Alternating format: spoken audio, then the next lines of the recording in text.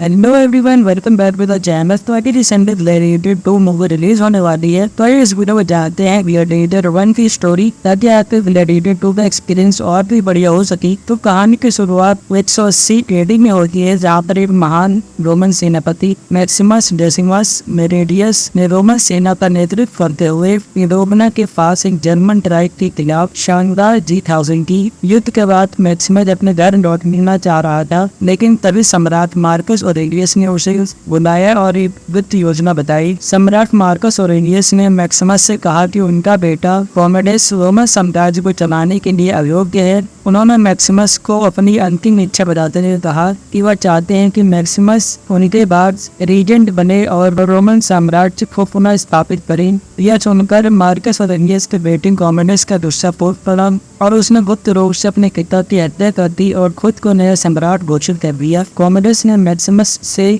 वफादारी की मांग की, लेकिन मैक्सिमस ने इनकार कर दिया और गुस्से में आकर कॉमेडस ने उसे गिरफ्तार करवा दिया। पेरोटियन गार्ड्स ने मैक्सिमस को पकड़ा और उसे बताया कि उसका परिवार भी मारा जाएगा। मैक्सिमस किसी तरह अपने आप को बचाकर वहाँ से भागा है। हायर अवस्था में वो अपने घर पहुँचता है, लेकिन वहाँ उसे अपनी पत्नी और बेटे की लाश मिलती है। मैक्सिमस को बहुत ही ज्यादा गुस्सा आता है, पर उसे बहुत ज्यादा चोटें भी लगी हुई थी। मैक्सिमस उन्हें दफना देता है और फिर वो काफी ज्यादा घायल हो गया था, इस वजह से वो बेहोश हो जाता है। और उसी के बाद वो जो गुलामों के व्यापारी थे उसे ढूंढ निकालते हैं और रोमन प्रांत मैरिटोनिया कैसिडियंस के जुगाबार ले गई। वहाँ उसे ग्लैडिएटर के शिक्षक प्रेक्सिमो को बेच दिया गया। पहले तो मैक्सिमस ने लड़ाई करने से इनकार कर दिया, लेकिन धीरे धीरे उसके युद्ध कौशल में उसे मैच जीतने और लोकप्रियता हासिल करने में मदद की। उसे स्पेनियर्ड का सम्मान भी मिला। उसकी दोस्ती एक एफकेटी ग्लैडिएटर जुबा से हो गई। और इसी के बाद मार्कस ऑरेलियस का बेटा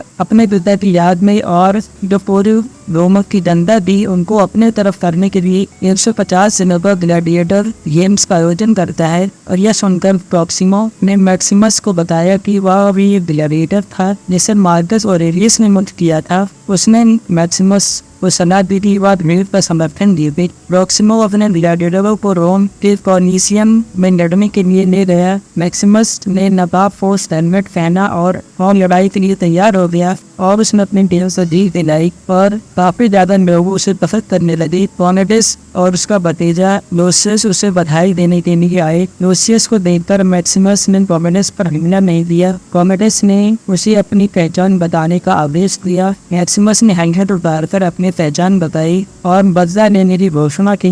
भीड़ के दबाव के कारण कॉमेडस और मैक्सिमस और जो गेम देखने है तो मैक्सिमस को काफी पसंद कर रहे थे और इसी दबाव भी चलते और इसी के चलते कॉमेडस को मैक्सिमस को जीवित छोड़ना पड़ा। उस शाम मैक्सिमस की पुरानी लवर होती है और कॉमेडस की बहन मोसिना उससे मिलने आती है। मैक्सिमस ने उन पर भरोसा नहीं किया और उसकी मदद करने से इनकार कर दिया। अगले दिन कॉमेडस ने जानबूझकर मैक्सिमस और वर्ल्ड के टाइगर्स के बीच में लड़ाई कराने का फैसला किया और कई बागों ने मैक्सिमस पर हमला किया, लेकिन वह जीत जाते हैं। बेटी की मांग पर कॉमेडस ने मैक्सिमस को टाइगर्स को मारने का आदेश दिया, लेकिन मैक्सिमस ने उनकी जान बख्श दी। भीड़ ने मैक्सिमस द मर्सीफुल का नारे लगाया। विशु कॉमेडस और भी ज्यादा गुस्सा हो गया और मैक्सिमस को अपने साथी शिष्यों से पता चलता है कि उसके फोर्ट सैनिक अभी भी उसके प्रति वफादार हैं। उसने लूसिला और प्रभावशाली सेनेटर ग्रेटिस से गुप्त रूप से मुलाकात की। उन्होंने मैक्सिमस को रोम से भागने में मदद करने की योजना बनाई ताकि वह अपने सैनिकों के साथ लेकर कॉन्वेंस को हटा सके और सीनेट को सत्ता वापस दिला सके,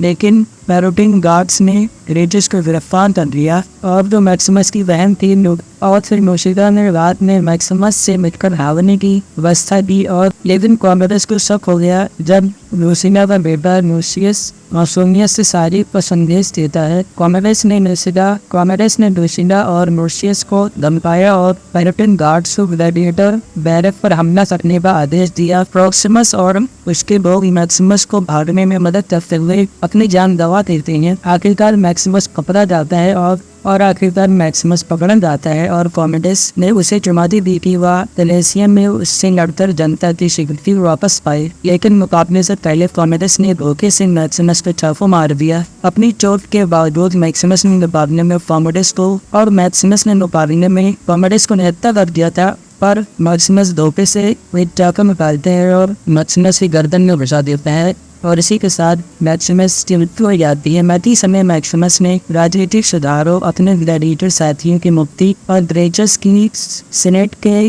रोक में स्थापित करने की मांग की। अपने आखिरी पल में मैक्सिमस ने अपनी पत्नी और बेटे से मिलने की कल्पना की।